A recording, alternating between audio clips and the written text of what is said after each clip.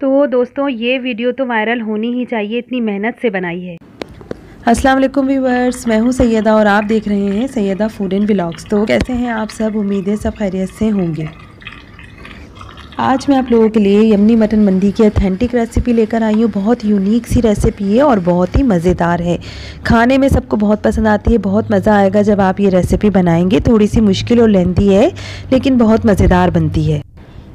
تو چلیے، اگر ریسیپی سٹارٹ کرنے سے پہلے آپ میرے چینل پہ نیو ہیں تو میرے چینل کو سبسکرائب کیجئے، بیل آئیکن کو پریس کیجئے تاکہ ہر آنے والی نیو ویڈیو آپ تک پہنچ سکے، اور میری ویڈیو کو لائک کیجئے۔ تو یہ دیکھیے، یہاں پہ ہمارے پاس مٹن ہے، 2.5 kg ہے اراؤنڈ، اور یہ تھائی پیس ہے، بکرے کی جو ران ہوتی ہے اس کا پیس ہے۔ یہ اچھی طریقے سے اس کو واش کر لیجئے اور کٹ لگا لیجئے اگر چاہیں تو۔ میں نے یہاں کٹ نہیں لگائے ہیں کیونکہ کٹ لگانے سے پھر جب گل جاتی ہے بوٹی تو بہت زیادہ اس کے پیسز ہو جاتے ہیں، تو کٹ نہ ہی لگائیں تو بہتر ہے۔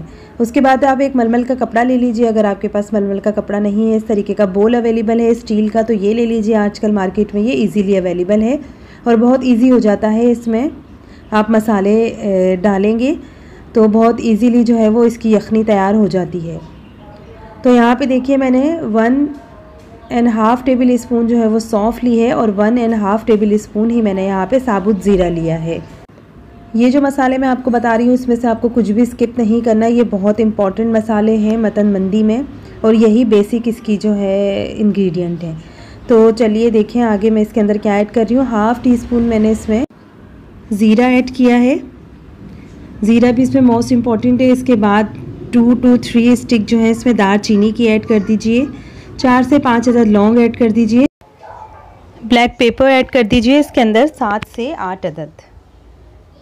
بس ان سب چیزوں کو ایڈ کرنے کے بعد اسے ٹائٹلی آپ بند کر دیجئے۔ اگر آپ کے پاس ململ کا کپڑا ہے تو اس کی نوٹ لگا دیجئے، جیسے ایک پوٹلی بنا دیتے ہیں، اور پوٹلی بنا کر اسے پانی میں رکھ دیجئے۔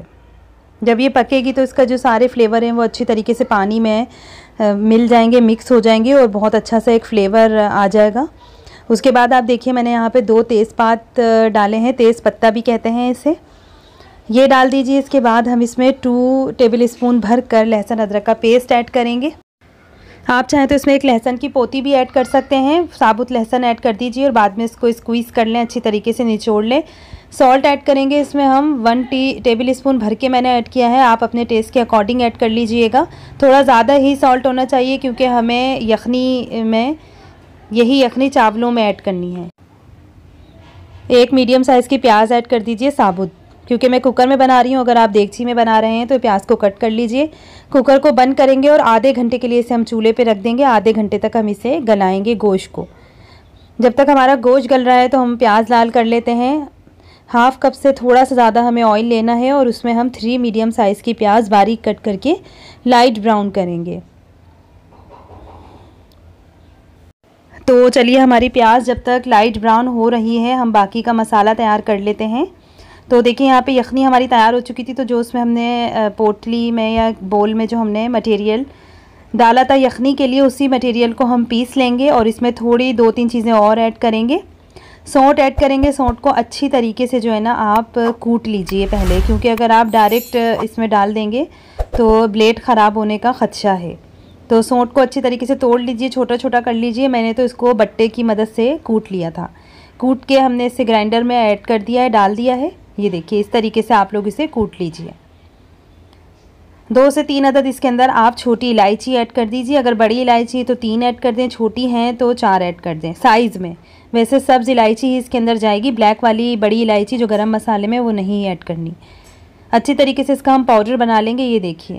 اور یہاں پہ ہماری پیاز بھی بہت اچھے طریقے سے دیکھیے براؤن ہو چکی ہے۔ اب جو آئل ہے اس کے اندر ہم نے ابھی مسالہ پیسا ہے، یہ مین انگریڈینٹ ہے اس کا، جو ہے مسالہ جو میں نے بنایا ہے، اور سونٹ جو ہے اس کو اسکپ نہیں کرنا۔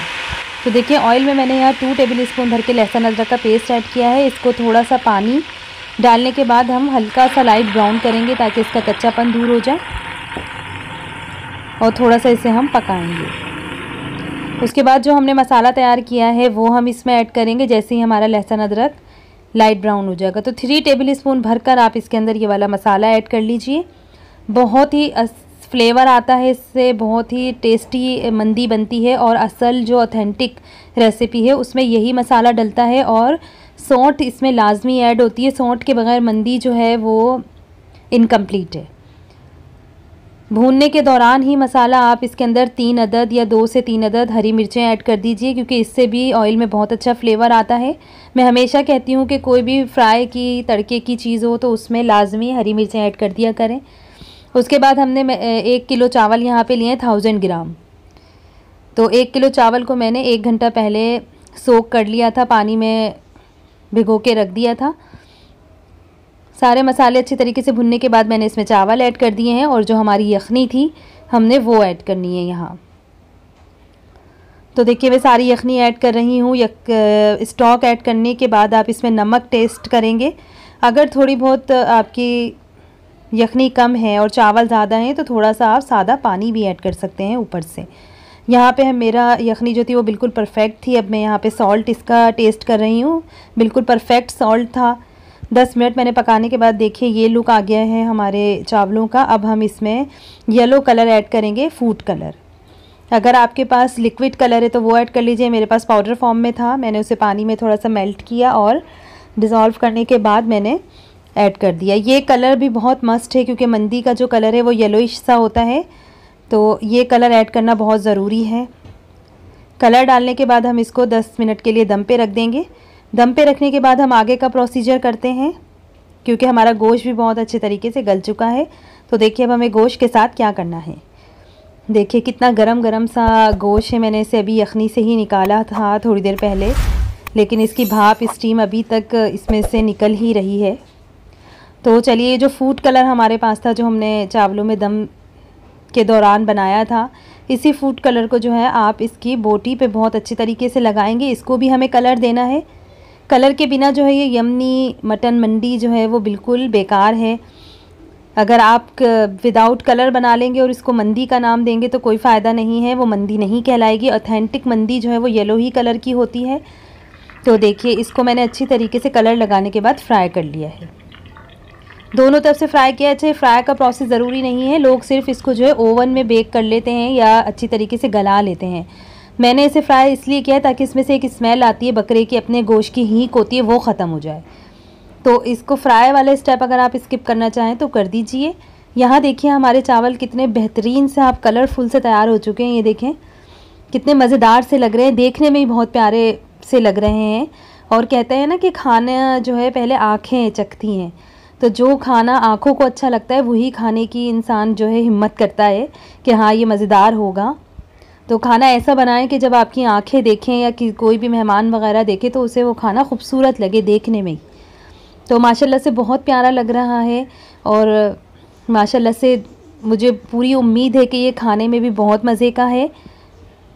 तो चलिए इसे मैं डिश आउट करके आपको सर्व करके दिखाती हूँ और खा के भी दिखाती हूँ कि ये कैसा बना है। मुझे तो लगता है कि भाई ये वीडियो जो ज़रूर वायरल होनी ही चाहिए। अब देखते हैं कि आप लोगों की कितनी सपोर्ट है इस वीडियो को वायरल करने के लिए। इतनी मेहनत से मैंने मंदी बनाई है तो इस वीडियो को तो यार करना चाहिए ना वायरल। थोड़ी सी मैं इसको जो है प्याज इसके ऊपर ऐड कर लेती हूँ। चैनल को भी आप लोग सब्सक्राइब करें, अपने फैमिली एंड फ्रेंड्स में शेयर कीजिए। ये देखिए कितना खूबसूरत सा हमारा मटन का कलर भी आया है। अब इसे मैंने देखिए इस तरीके से रख दें और इसी तरीके से ये सर्व होता है। पूरा मटन का पीस रखा जाता है। तो चलिए इसे मैं अब आपको खाकर दिखाती हूँ। गर्म होने की वजह से इसे मैं हाथ से तोड़ के आप लोगों को नहीं दिखा सकती। इसे मैं नाइफ़ से कट करके आपको दिखाती हूँ कि देखें गोश्त किस तरीके से ये देखिए गल चुका है और कितना मज़ेदार सा लग रहा है। इसका कलर भी बहुत मज़े का है और इसका एक रेशा टाइप जो बना है वो देखिए आप कितने मज़े का लग रहा है। माशाल्लाह से चावल देखिए कितने खिले हुए हैं, ऐसा लग रहा है कि जैसे बॉयल किए हैं। दम के चावल अमूमन जो हैं वो इतने खिले हुए नहीं होते। तो इसके ऊपर मैं अब एक बोटी का पीस रखूँगी और साथ मैंने टमाटर की चटनी बनाई है। तो इसके साथ टमाटर की चटनी मस्ट होती है। आप बिल्कुल सिर्फ टमाटर ले लीजिए, उसमें लहसुन का पीस डाल दीजिए और थोड़ा सा धनिया डाल दें अगर चाहें तो, और बस इसको पीस लीजिए नमक डाल के। तो ये टमाटर की चटनी इसके साथ बहुत ज़रूरी होती है। 2-3 हरी मिर्चें भी ऐड कर दें क्योंकि पाकिस्तानी जो है वो स्पाइस लाजमी खाते हैं।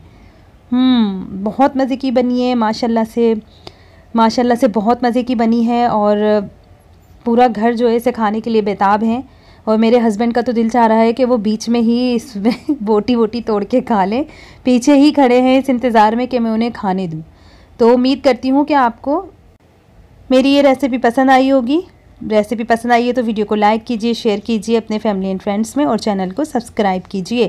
اور ویڈیو بہت محنت سے بناتی ہوں آپ لوگوں کے لیے، تو پلیز سپورٹ کیجئے، کامنٹ کیجئے، کوئی رائے سے اپنی آگاہ کیجئے، مجھے آپ لوگوں سے کامنٹ میں بات کرنا بہت اچھا لگتا ہے۔ تو اسی کے ساتھ سیدہ کو دیں اجازت، اپنا خیال رکھیے گا، دعاؤں میں یاد رکھیے گا، اور ایک بار پھر چینل کو سبسکرائب ضرور کیجئے گا۔ اللہ حافظ۔